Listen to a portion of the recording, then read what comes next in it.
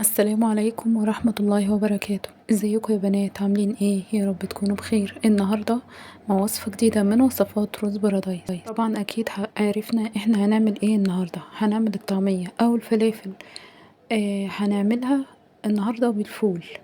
يعني هي ليها وصفات كتير، النهاردة هنعملها بالفول. طبعا جبت ربع كيلو فول، وجبت خضرة، شبت وبقدونس وكزبرة، وجبت كرات، ودي نص راس توم.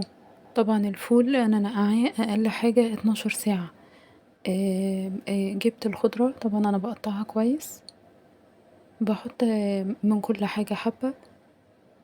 بس اول حاجة، اول ما بجيب الخلاط بحط فيه كوباية مية كبيرة، وببتدي اخلط واحدة واحدة زي ما انتوا شايفين كده. طبعا الطعمية تنفع فطار، تنفع عشاء، ممكن نقضيها وجبة غدا. طبعا حاجة اقتصادية موفرة جدا، ممكن تنفع وجبات للمدرسة، يعني في السندوتشات كده الأولاد بيفرحوا بيها جدا. ممكن تتعمل بكذا طريقة. النهاردة هعمل لكم بالفول، آه، طريقة جميلة جدا وموفرة. بنبتدي نخلط المكونات كده في الخلاط.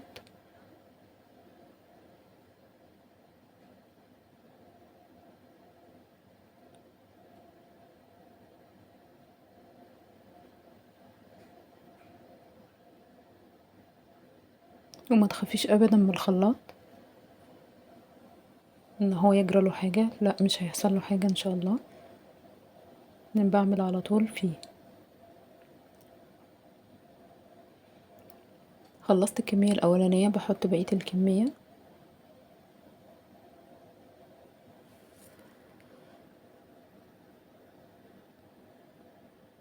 كده خلصت، بجيب الطبق وبحطه. طب دلوقتي كوباية المية اللي انا حطيتها في الاول اعمل فيها ايه؟ ليها حلين: يا اما تصفيها زي ما انا ما بصفيها كده، وما تخافيش هي مش هتنزل الطعمية منها، هي هتنزل كوباية المية بس اللي انتي حطيتيها.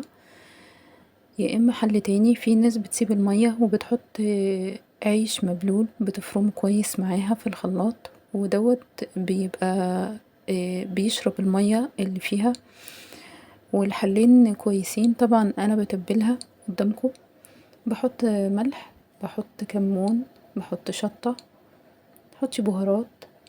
انا بحط كركم، ودي بابريكا. ببتدي اقلب كويس جدا،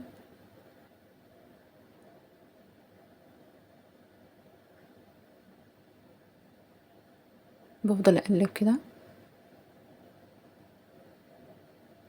طبعا لما بتيجي تطلعيها من الفريزر بتقليها في الزيت. ممكن يعني بتعمليها في السمسم وبتقليها في الزيت. ممكن ان انتي تقليها في الزيت كده، وممكن تحطي عليها بضاية، وتحطي عليها طماطمايه مقطعة، وتحطي عليها قرن فلفل مقطع.